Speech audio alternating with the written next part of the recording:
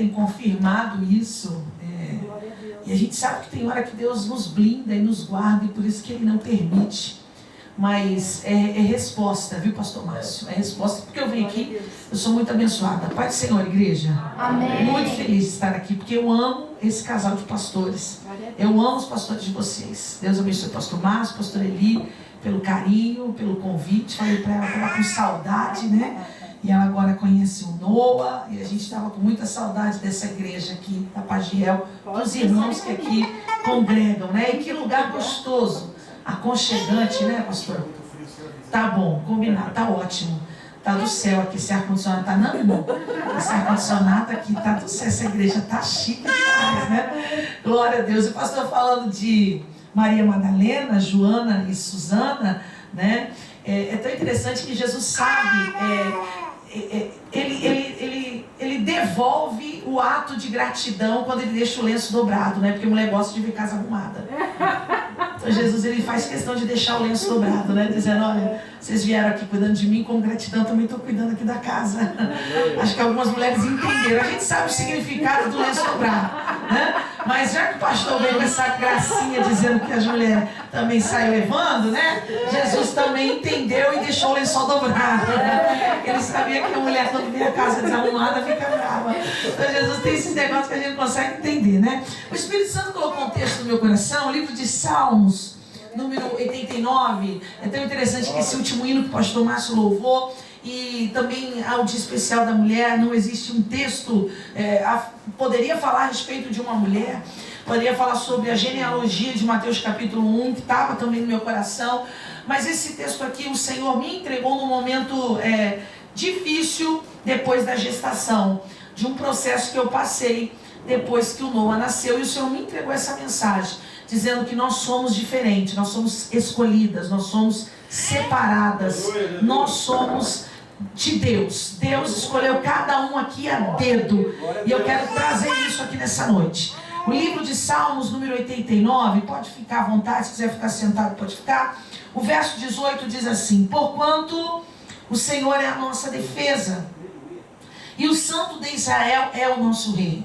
20. Encontrei Davi, meu servo, e com meu olho santo ungi, com quem minha mão se estabelecerá, meu braço também o fortalecerá. Glória a Deus. Eu amo o livro de Salmos, e cada dia que passa, como o pastor disse, eu amo estudar, eu fico cada vez mais apaixonado. E sempre digo que os salmos são remédios da alma. É como se nos piores dias da vida, circunstâncias e momento, a gente tivesse na Bíblia uma espécie de farmácia da fé, onde você encontra nela, de Gênesis a Apocalipse, todos os remédios para as piores crises que um dia sua alma pode enfrentar. Calvino, falando de Salmos, ele diz que os Salmos fazem a anatomia da alma. Ambrósio, ele vai mais um pouco, dizendo que os Salmos é como o ginásio do Espírito. Assim como você vai à academia para exercitar os músculos do corpo, você vai até o livro de Salmos para exercitar os músculos da alma. Aleluia. O salmista, salmodiano, Salmo 89, ele tem a compreensão que Davi não era quem se tornou, e só se tornou quem foi por uma ação de escolha divina, diferente de Saul. A Davi Deus escolhe, unge, separa, e por isso é o homem segundo o coração de Deus. A composição desse salmo é de um momento muito crítico, é de um momento muito tenso. A Bíblia diz que Salomão morre, Roboão ascende ao trono, e assumindo o trono, ele encontra uma grande dificuldade. E por causa dessa dificuldade vai se instalar em Israel uma crise econômica e política na nação. Tanto que esse salmo é desmembrado do verso 1 ao 37. Vai falar sobre a promessa que Deus fez a Davi em relação à perpetualidade ao seu trono, dizendo que depois de Davi, Deus levantaria seus filhos, seus sucessores, e eles seriam erguidos, levantados e guardados pelo próprio Deus. Na segunda parte do Salmo, do 38 ao 45, fala sobre a ruptura do silêncio da nação em relação ainda ao não cumprimento da promessa. E aí eles vão buscando Deus em sua essência e reclamando por que essa promessa se prolonga. Na última parte do Salmo, que finaliza no 52, uma súplica da nação. Para que, missionária? Para que haja uma intervenção divina ainda ao não cumprimento dessa promessa. É tão importante falar de salmo, porque falar de salmo é falar de orações, é falar de cânticos, é falar de petições, é falar de gratidão. Todos os salmos são hinos que enaltecem e enobrece o nome do Senhor. Todos os salmos são cantados de forma na cultualidade a Yahvé. Assim como adoramos com um grupo de louvor, quem sentiu a presença de Deus, eu senti graça de Deus aqui na equipe, nesse grupo de louvor. Assim também era os salmos entoados nas grandes festas solenes e nas grandes peregrinações. Mas o salmista, ele vai convidar a nação no salmo, pedindo para que a nação se atente, que se Deus fizer, Ele é Deus, e que se Ele não fizer, Ele é Deus. Tanto que o salmista vai convidar a nação para que a nação se atente que aquele que é Senhor deve ser sempre exaltado, que aquele que é Senhor deve ser sempre glorificado, que aquele que é Senhor de maneira alguma pode ser deixado de lado. Por quê? Porque Ele é o centro do culto, Ele é o centro da liturgia, Ele é o centro da nossa família, Ele é o centro da nossa vida, Ele é o centro de todas as coisas. É por isso que Paulo vai dizer, porque dele, por ele e para ele são todas as coisas. Paulo está dizendo, porque dele origem, por ele processo, para ele destino. Paulo conclui dizendo, começa nele, passa por ele e termina nele. Tem tudo a ver com ele. Quando você olha o verso 19 do Salmo 89, você vai ver Deus elegendo, Deus qualificando, Deus separando e promovendo alguém. Achei a Davi, meu servo.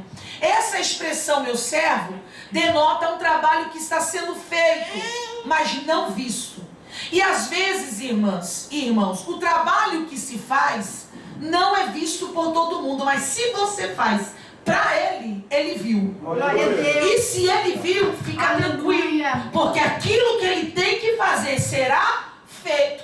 Eu achei, só acha quem procura. Então aqui existe um paradoxo, porque Deus não precisa procurar. Deus sabe de todas as coisas. Deus está qualificando que para encontrar tem que procurar com diligência. E procurar com diligência é investigação, é o rubi, é procurar a fundo quem é que vai ser escolhido. Não é qualquer um que Deus trouxe aqui para esse culto nessa noite. Você já poderia dar muito glória a Deus porque você foi atraída até esse ambiente. Você era um improvável, era uma improvável, você era uma improvável. Nós tínhamos tudo para dar errado e Deus fez a gente dar certo. E por que não dizer de um ex-príncipe chamado Moisés, que foi atraído por aquilo que ele achava que era mais poderoso? O que é que ele achava que era mais poderoso? O fogo. Moisés estudou nas melhores faculdades egípcias de filosofia do Egito. E ele aprendeu que o fogo era o Deus, de tão poderoso que o fogo é. Realmente, olha as notícias que saíram agora há pouco tempo. Los Angeles devastada pelo fogo. Tudo que tem contato com fogo é destruído. Moisés entendia que o fogo era um Deus. Deus olha e diz, Moisés, eu sei como eu vou te atrair. Eu vou te atrair por aquilo que você acha que é mais poderoso. É por isso que a Bíblia diz que quando ele chega no Monte Horebe, ele sobe como um curioso. Por que ele sobe como um curioso? Porque ele vê o fogo tomando uma surra da sarça. Oh, glória. Eu aprendi que o fogo é poderoso, mas o fogo toca nele, ela bate nele. O fogo toca nela, ela bate nele. Deus dizendo, eu também sou o Deus do fogo, Moisés. Eu sou o Deus que doutrina, que manda, que comanda todas as coisas. Isso é tão poderoso que quando ele chega no monte, ele chega sem identidade. Deus, eu não sei quem eu sou. Eu não sei se eu sou meio israelense ou se eu sou meio egípcio. Deus olha para Moisés e diz, você nem é israelense e nem egípcio. Moisés, você é meu. Onde está escrito isso, missionária? Êxodo capítulo 3, verso 6. Moisés, eu sou o Deus do teu pai, e do pai do teu pai, e do pai do teu pai, do teu pai. Eu sou o Deus de Abraão, eu sou o Deus de Isaac, eu sou o Deus de Jacó. Antes de você chegar aqui, eu já te conhecia desde o ventre da tua mãe. Um improvável. Um ex-príncipe, isso aqui é tão poderoso que um mestre conversando com o aluno eu disse até isso em casa. Eu falei, olha que coisa interessante, como Deus ele é maravilhoso. O aluno disse, mestre, por que Deus escolheu uma sarça para queimar? Deus não poderia ter feito o fogo queimar em qualquer outro lugar? Deus não poderia ter feito o fogo queimar no alto de uma montanha? Deus não poderia ter feito o fogo queimar no pico de uma pirâmide?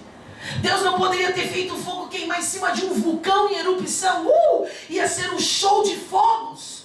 Por que ele escolheu uma sarça? E o mestre responde, porque Deus ama pegar aquilo que é pequeno e espinhoso insignificante e dá significado. Você não entendeu? É por isso que você está aqui. Porque Deus, a graça dá significado na nossa vida. A graça dá significado na nossa história. A graça dá significado no nosso casamento, na vida dos nossos filhos. Nós éramos insignificantes, mas a graça nos deu significado. E isso é poderoso. É por isso que Deus enxerga em nós aquilo que não enxergamos. E Ele enviou para nós Jesus, que tem a capacidade de ver em nós aquilo que nós não vemos. Tanto que Ele olha para Gideão e diz: você é forte, você é valente, você é corajoso. Não, Senhor, eu sou agricultor, eu sou uma manicure, eu sou uma diarista, eu sou uma dona de casa. Deus olha e não, você é virtuosa, você é um tanque de guerra, você é forte, você é corajosa, se levanta, há potência em você. Eu acredito em você. Deus acredita mais em nós do que nós mesmos, irmãos. Porque Ele foi capaz de enxergar apóstolos e pescadores. Jesus foi o único capaz de enxergar servas de Deus em prostitutas. Ele viu amigos onde só existiam inimigos. E o melhor, Ele viu você, Ele achou você, Ele escolheu você. E Ele te atraiu aqui para esse culto. Glória a Deus. Quando o salmista está falando, no Salmo 89, ele vai falar sobre a compreensão da promessa. Ele sabia da promessa que Deus tinha na casa de Davi. E não tem como não falar de 1 Samuel capítulo 16, uma conversa simples de mesa. E se tem um Deus que é simples, é o nosso.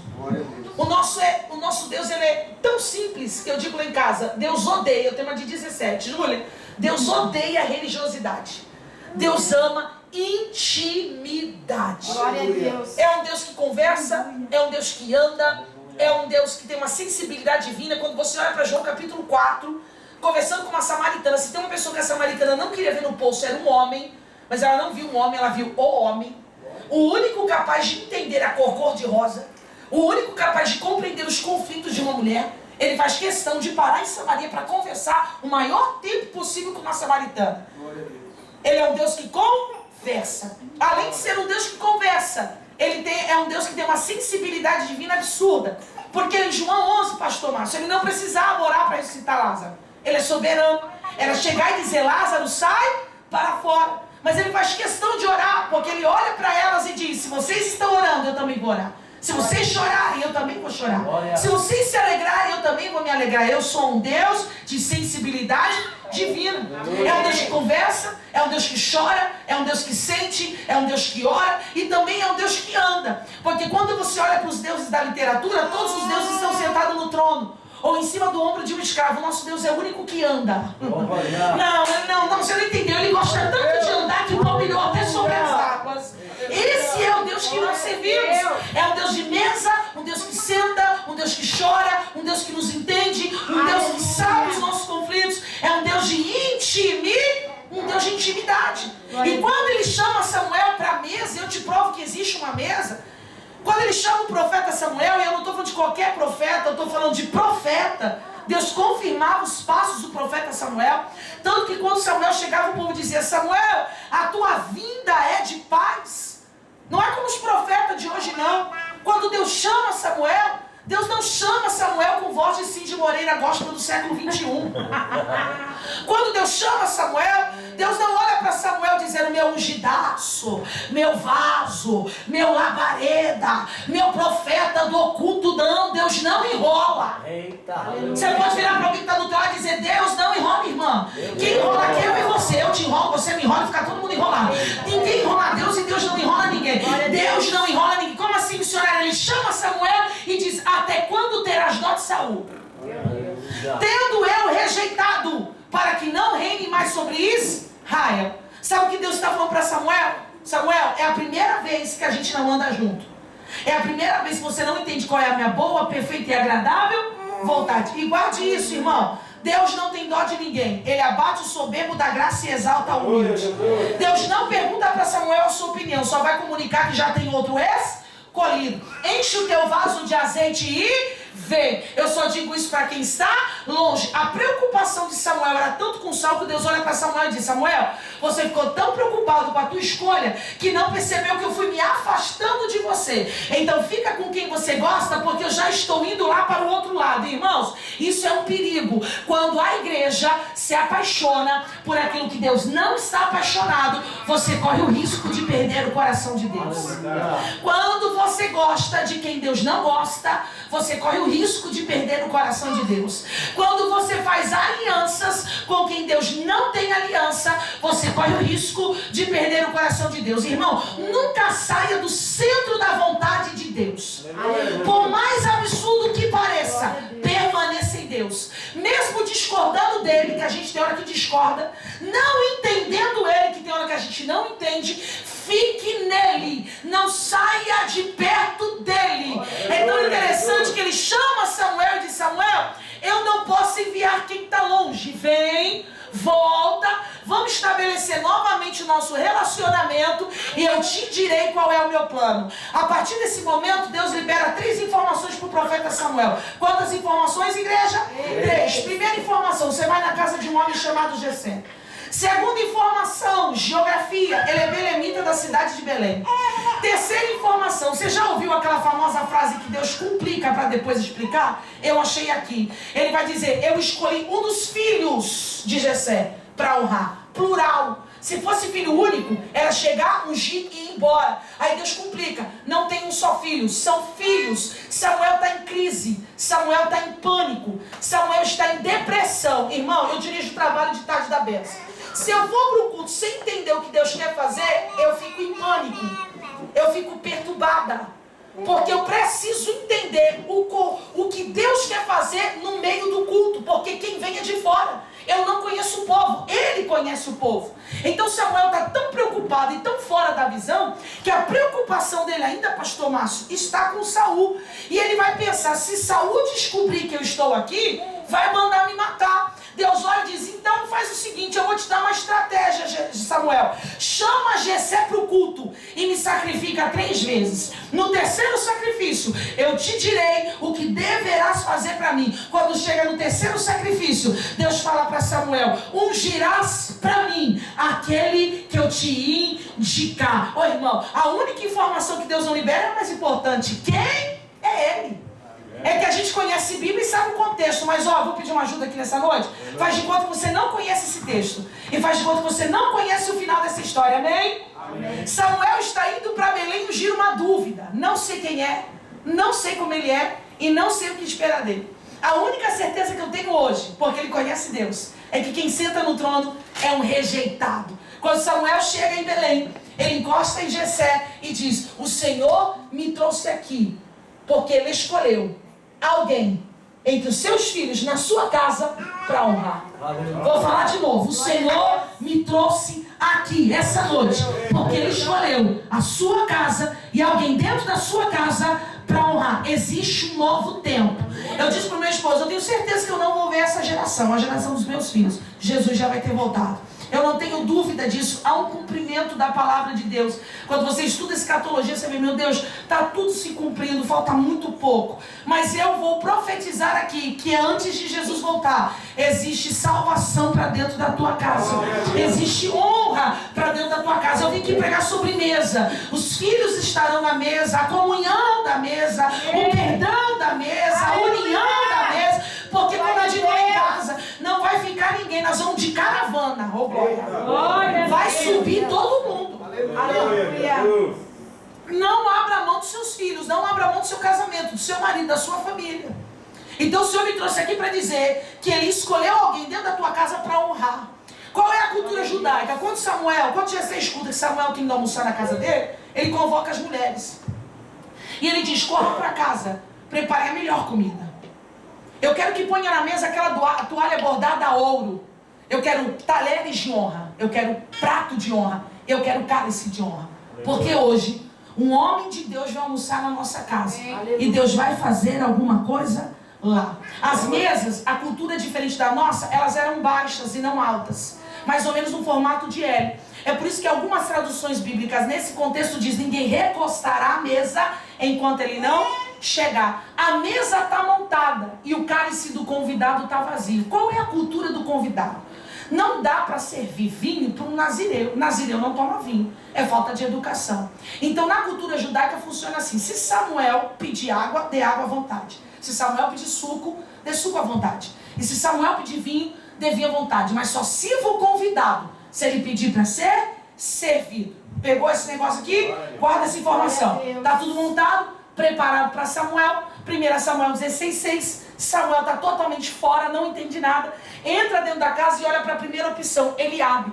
Quando ele olha para Eliabe, a Bíblia diz que ele olha e diz, certamente é esse. Ele está dizendo, tem que ser esse. Ah, vai ser esse.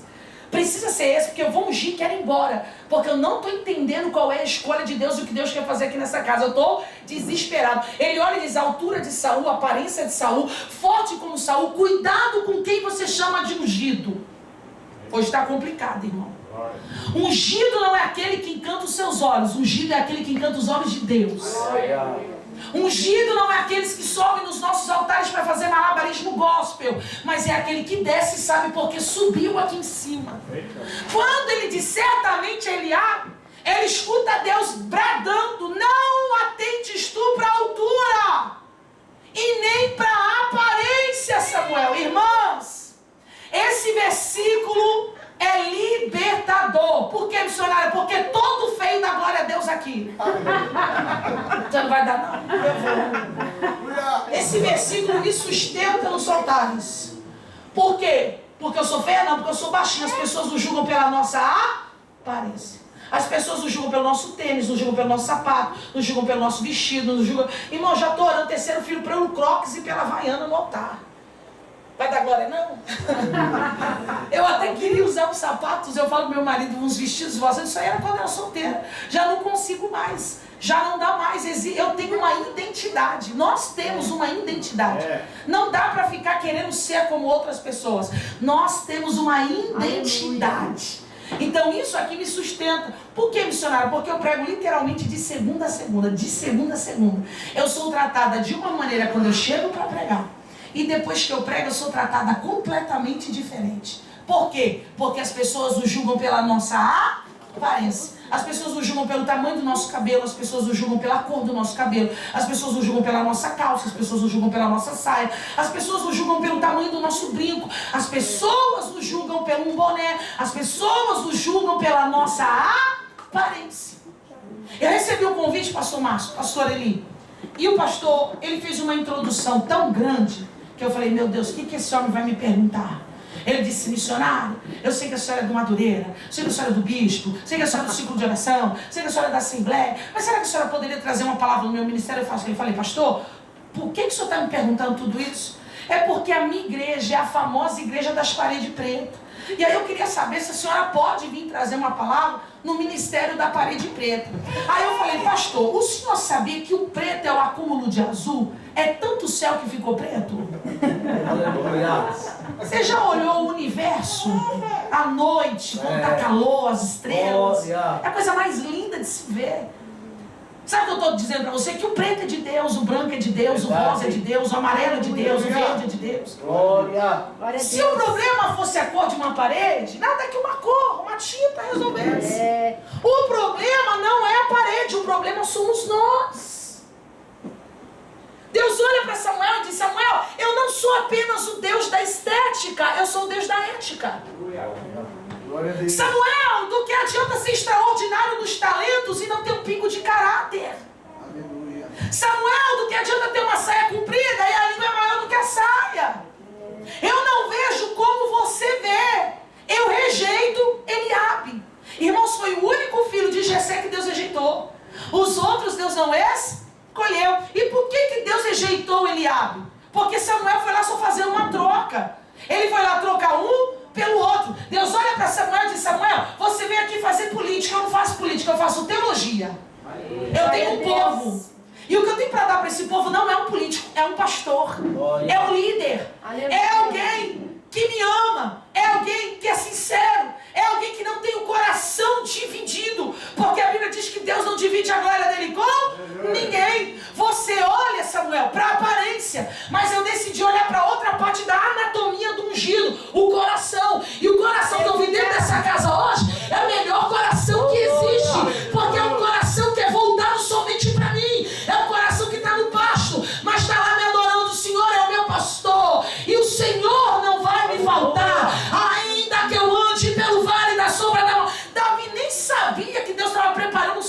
honra. Davi estava trabalhando, Davi estava adorando. Você não entendeu? Enquanto você adora, enquanto você vive a sua vida priorizando Jesus, Ele prepara um cenário para a tua casa e para a tua família. Foi orado aqui através daquele jovem, que oração maravilhosa. Ele prepara uma promoção, Ele prepara um aumento, porque Ele, o Senhor, tem que ser prioridade no teu coração. Aleluia. Paulo vai dizer em Atos 13:22, achei Davi, homem segundo o meu coração. Deus olha para Eliabe e diz, eu rejeito, manda sentar na mesa. Quem consegue visualizar uma mesa aqui? Consegue visualizar? Eu vou te provar que tem uma mesa. Consegue visualizar uma mesa aqui? Deus olha e diz, eu rejeito Eliabe, manda sentar na mesa, passa o próximo. Deus não sabe quem escolheu? Sabe, mas Ele está testando o profeta.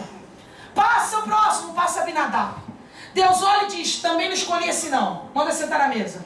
Passa o próximo, passa Samar. Deus olha e diz, também não escolhi esse, manda sentar na mesa. Irmãos, era a mesa da depressão.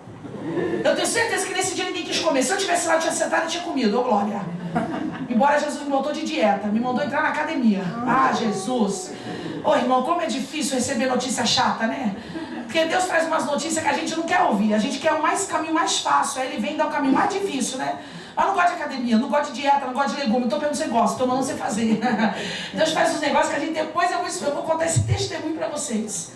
Deus bota todos na mesa. E por que a senhora fala que é a mesa da depressão? Irmãos, é crente. Imagina um ambiente na casa do irmão Jessé. Um rejeitado, os outros que não eram escolhidos. Era um olhando para o outro e dizendo, e aí, terra, foi rejeitado, hein? Ah, e você, labareda, que não foi escolhido? Você consegue imaginar o ambiente na casa do irmão Jessé? Um rejeitado e os outros que não eram escolhidos. Aonde? Na mesa. Quantos filhos Jessé colocou na mesa, irmão? 7. Quantos filhos Jessé pôs na mesa? 7. 7 é o número da perfeição. Sabe o que Jessé está dizendo para Samuel? Samuel, tudo que eu tenho de melhor está na mesa. Deus olha e diz, então manda buscar o pior. Glória a Deus. Nem sempre Deus vai querer o nosso melhor. Foi cantado aqui no último louvor. É por amor. Tem hora que Ele quer o nosso pior. Mas é a nossa verdade. Meu Deus. Ele não quer aparência. Ele quer a tua essência. Quem é você? Ele não quer evangelista Francine. Eu faço isso lá em casa. Ele quer a Francine. Ele não quer o presbítero Rodrigo. Ele quer o Rodrigo. Ele não quer o pastor Márcio. Ele quer o Márcio. Ele não vai vir buscar o presbítero, o diácono, ao secretário, auxiliar. Não, Ele vai vir buscar a mim. Ele vai vir buscar você. Sabe o que Deus está dizendo? Aqui dentro é fácil enganar. Se tem um ambiente fácil para enganar e fingir santidade, esse aqui é chamado igreja. Como é fácil promover santos do púlpito? Deus não quer santos dentro da igreja. Deus quer santos fora da igreja. Glória a Deus. Estou sendo claro aqui. Deus não quer santos no culto. Deus quer santos depois do culto. Deus quer santos na rua. Deus quer santos na casa. Deus quer santos no relacionamento. Deus quer santidade fora desse ambiente que é fácil enganar. É sacralizar. Eu não estou falando deixar de pecar. Porque ainda que você tente não pecar, você peca conscientemente e inconscientemente. Mas eu estou falando de sacralizar. É como John Wesley, que passou numa cidade, eu amo John Wesley, há 100 anos atrás, e todos os bares que tinha na cidade foi fechado. Passa 100 anos depois, irmão, 100 anos, não é 100 dias, nem 100 meses. 100 anos depois, 2 viajantes pela cidade, e pergunta para alguém da cidade, aonde tem um bar para a gente tomar um goró para acalmar a dor do corpo da viagem? Ele olha e diz, então, passou um santo aqui há 100 anos atrás, nunca mais se conseguiu abrir um bar. Então é sobre mudar o ambiente. É sobre o que você é aqui dentro, você ser lá fora também. Romanos 12 vai falar isso. Isso não é heresia. Nós somos um culto racional. E ele não está falando de organização de culto. Ele está falando que ele nunca esteve envolvido com emocionalismo. O negócio com o Senhor é sempre na verdade. Eu disse que ele não enrola. É um culto de sinceridade, é um culto de verdade. É alguém que chegou aqui dizendo, eu estou sem força, eu não acredito que Deus pode fazer alguma coisa. A minha fé está acabando, eu não sei o que eu vou fazer. Eu cheguei aqui desesperado para você. Eu tenho honra, eu tenho mesa, eu tenho relógio, eu tenho mais. Por quê? Porque você chegou aqui trazendo a sua verdade. É como a mulher do fluxo de sangue. Ah, irmão, que passagem maravilhosa. Porque havia 2 vozes gritando dentro da cabeça dela, a fé e a razão. E a razão estava dizendo para ela, você não é digna, você é suja, você é impura, você não merece. Se você sair, você vai ser apedrejado, porque a lei de Levíticos vai ser aplicada. Mas a fé está dizendo para ela, se eu apenas tocar nas vestes, nas olas, no tecite, na franja, se eu apenas tocar na maçaneta, se eu apenas abrir a porta, a fé sempre nos motiva a ir contra o sistema, se eu apenas ir. E o que tem a ver com sacralizar? Irmão, quando ela sai suja. Quando ela toca no primeiro da multidão, porque a Bíblia diz que tem uma multidão, quando ela toca no primeiro, ela suja o primeiro suja o segundo suja o terceiro suja o quarto suja o quinto suja o sexto, daqui a pouco está todo mundo sujo. Mas quando ela toca em Jesus, não é ela que suja ele, mas é ele que limpa ela. Porque é por amor. Aleluia! Meu marido falou, Fran, a gente começa muito a debater a Bíblia, ele falou, Fran, ela poderia ter me tocado ou ter tocado em qualquer outra parte. A questão não foi a franja, a questão é que ela veio e acreditou, porque se ela tocasse, ela seria curada. Quando Jesus toca, ela toca em Jesus e Jesus limpa ela. Quando ela volta, ela toca no primeiro, o primeiro limpa, o segundo limpa, o terceiro limpa, o quarto limpa, daqui a pouco a multidão inteira está sacralizada. É sobre ser santo. Não só aqui dentro, mas lá fora também. Eu amo a tradução da Eugene Peterson, que é maravilhosa. E quando ela fala de Romanos 12, ela vai falar disso. Deus só quer a nossa verdade. Deus quer aquilo que tem dentro de nós. O que é que tem dentro do teu coração?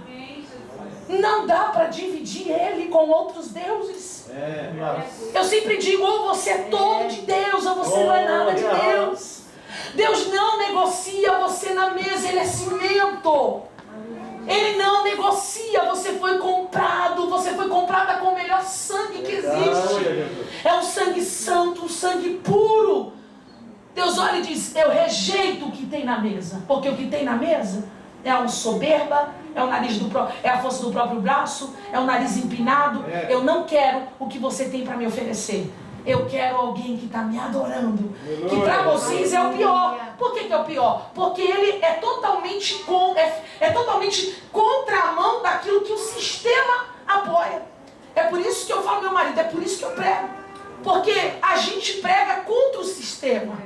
Existe um padrão, tem que pregar assim, tem que cantar assim, tem que se vestir assim. Deus está dizendo, não, tem que ser do jeito que eu quero que você seja. Você tem que ser verdadeiro, você tem que viver o que você prega. O que você é aqui dentro, você tem que ser lá fora. Posso ouvir glória? Ficou difícil? Manda buscar o menor. E no original Samuel vai dizer assim, não tem mais nenhum rapaz? Tem, o menor. Então faz o seguinte, manda buscar o menor, porque ninguém senta na mesa enquanto o menor não chegar. Aí é uma frase muito conhecida, não só no nosso meio, mas fora também. E qual é essa frase conhecida? Quem não é visto, não é lembrado. Isso não serve para ungido, tá? Eu não preciso ser visto pelo homem para ser lembrado. Eu só preciso ser visto por Deus. Glória a Deus. Eu não tenho nada contra, mas eu não preciso ter 1 milhão de seguidores para ser visto. Se Jesus me segue, já era. Oh, glória. Aleluia. Se eu tiver só Jesus de seguidor, se ele me seguir, eu segui ele e acabou.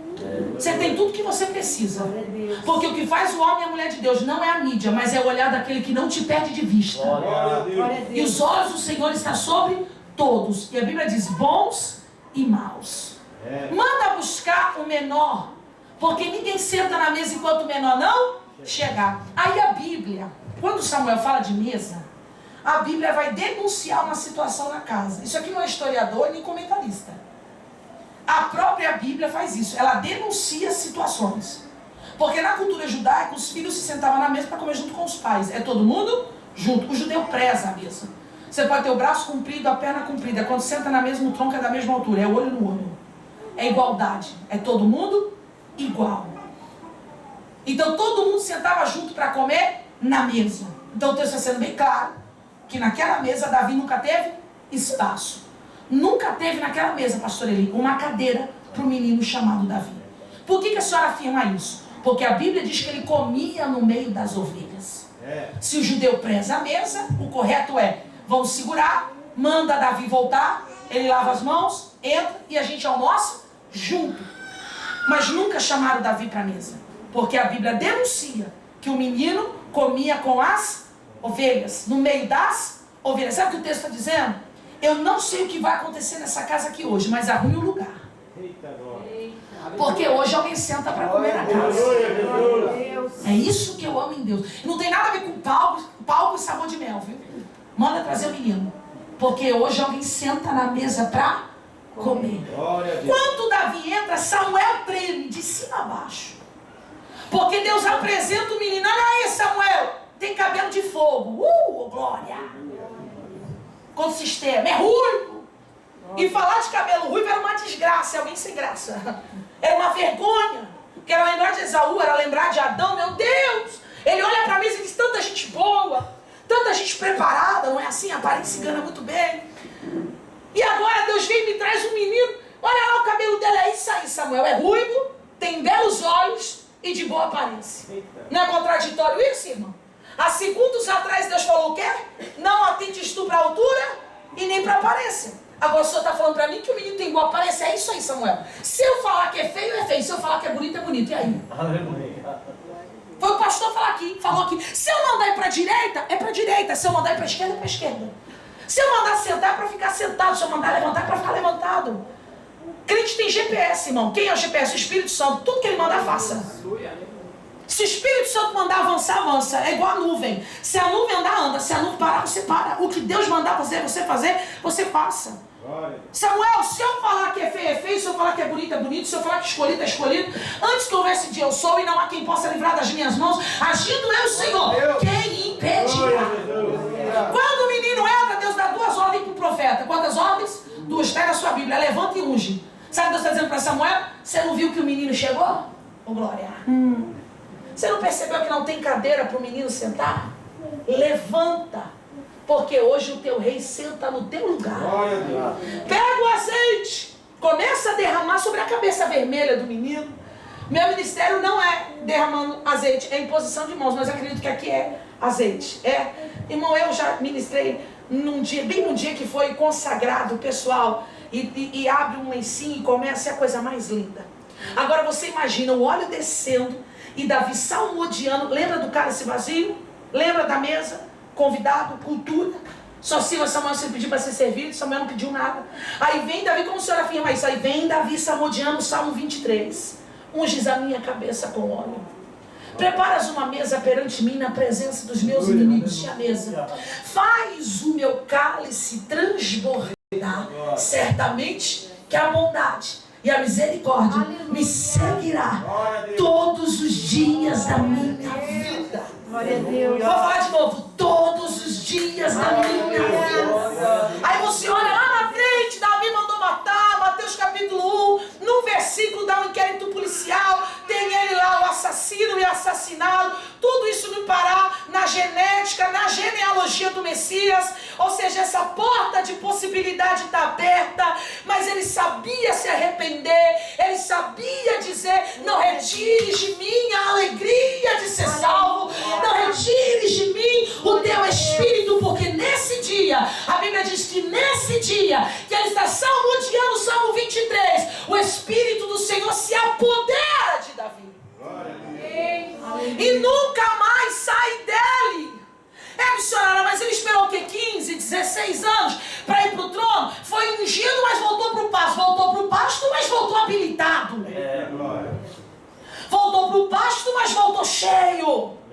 Voltou para o pasto, mas voltou com direcionamento. Fique de pé com a permissão dos pastores. Eu quero orar por você que precisa entender que ainda existe lugar na mesa.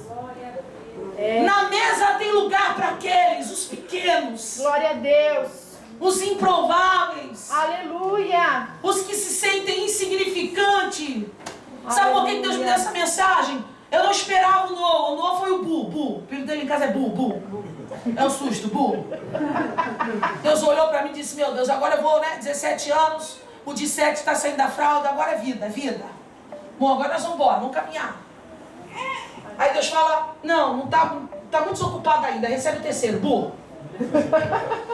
Aí vem o Noah. Aí eu pedi 2 coisas para o Senhor. Esse olho azul aí foi o pedido de oração.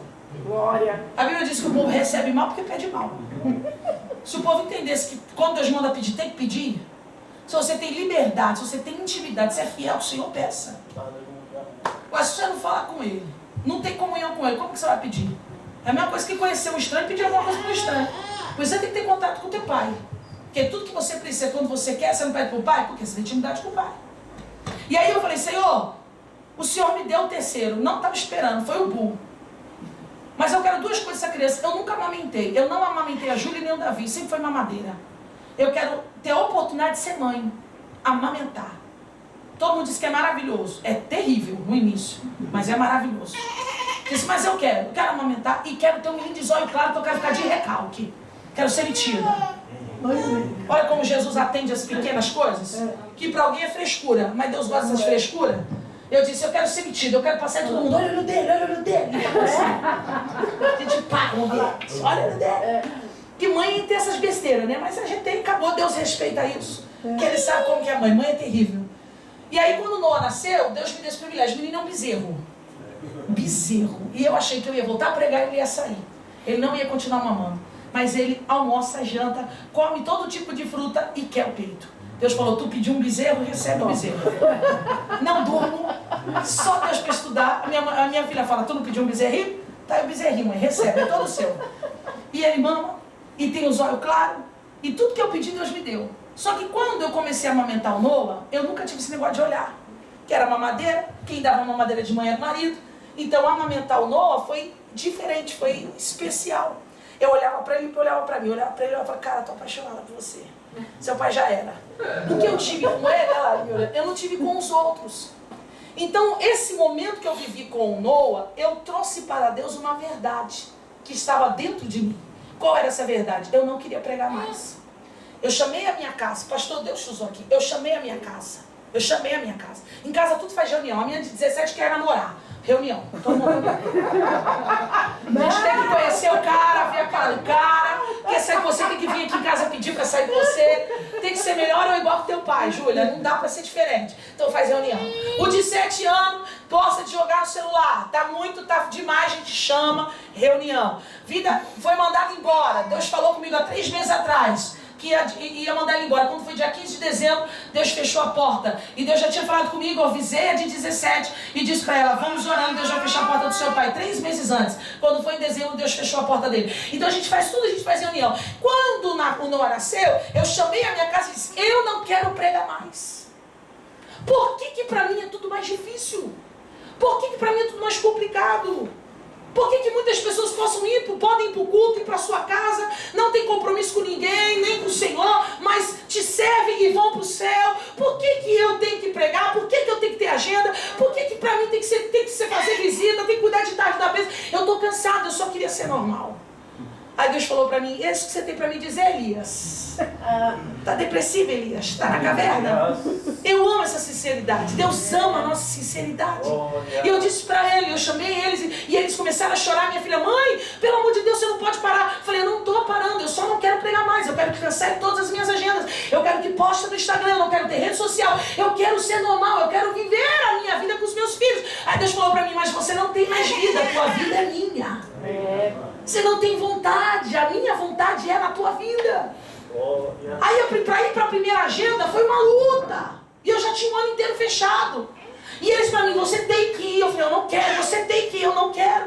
Eu quero ficar em casa, eu quero cuidar dos meus filhos. Sim, Fran, Deus te dá isso. Mas Ele também quer que você faça o que Ele está mandando. Porque quem está aqui e faz a obra de Deus sabe que é difícil.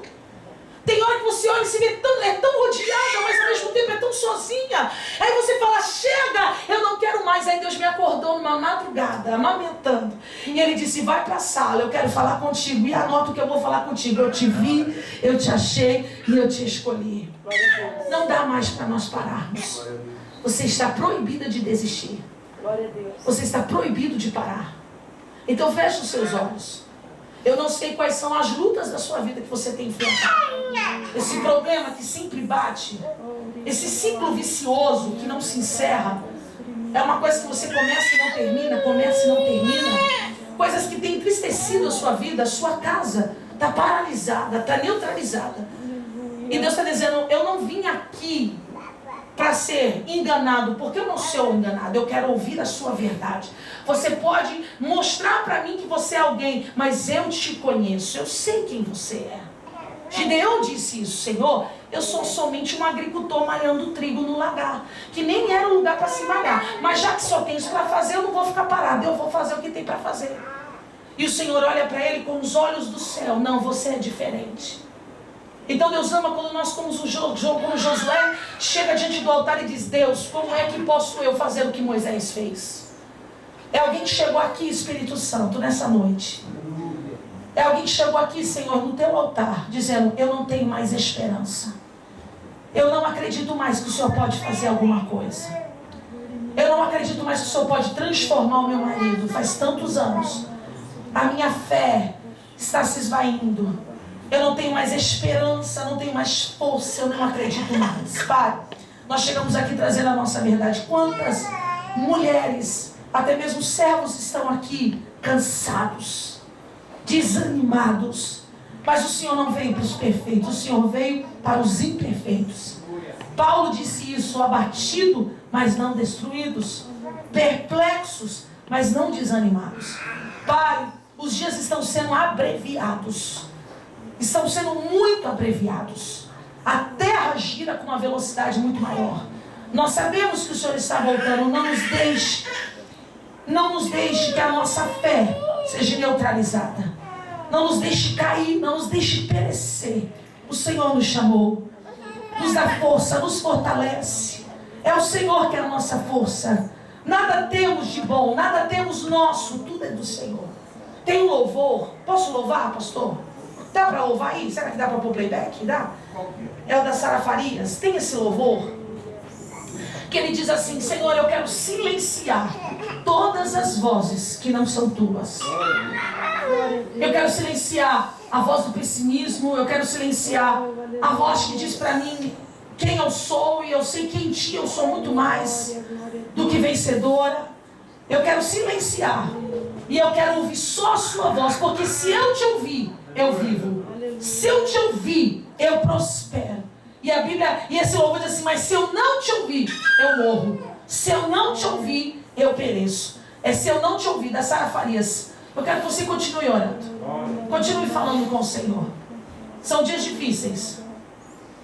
Fala: Senhor, a economia da nossa nação tem aumentado cada vez mais. Eu estou preocupada. Deus quer ouvir toda a sua verdade. Deus quer ouvir a rotina da sua casa. Senhor, a minha rotina está dessa maneira. Meu casamento está desse jeito. A minha vontade de sair correndo, a minha vontade de largar tudo. E Deus é um Deus que ama conversar com casamentos que estão à beira da ruína. Deus é um Deus que ama conversar com filhos que levantaram a bandeira da rebeldia. Deus está aqui para conversar com você. E Ele quer ouvir a tua verdade. Qual é a tua verdade? Estou no meu limite. Estou ao ponto de chutar tudo. Estou ao ponto de voltar para trás. Você vai sair daqui hoje renovado, habilitado. Você crê que você sai daqui habilitado pelo Espírito Santo para viver coisas maiores? Porque Deus é um Deus de usar pessoas comuns, como eu e você, para realizar coisas extraordinárias. Você vai sair daqui para viver o novo de Deus. Um novo tempo. Pode soltar. Se deu certo, pode soltar. Eu quero louvar esse louvor. Esse louvor tem me sustentado por esses dias. O pastor falou aqui que você possa só ouvir a voz do Espírito Santo. Que você possa só ouvir a voz de Deus. Não é para você ouvir a voz, a opinião dos homens. É para você ouvir aquilo que Deus pensa a teu respeito. E a Bíblia diz que o pensamento que Deus tem sobre nós é de paz. É pensamento de paz. Então eu quero que você continue falando com o Senhor. Diga: Senhor, eu preciso dessa força para essa semana. Eu preciso desse renovo para essa semana. Eu preciso ouvir a tua voz.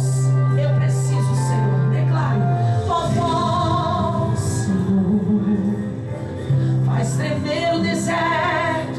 Tua voz, Senhor, ecoa sobre as águas agitadas da alma inquieta que não consegue descansar.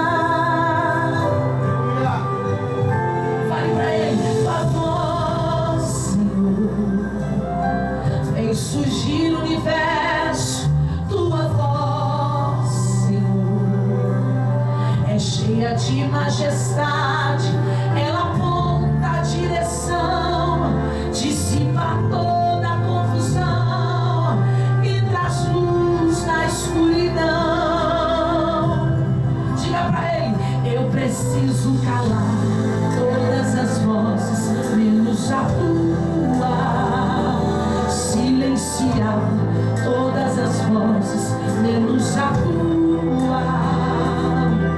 A tua.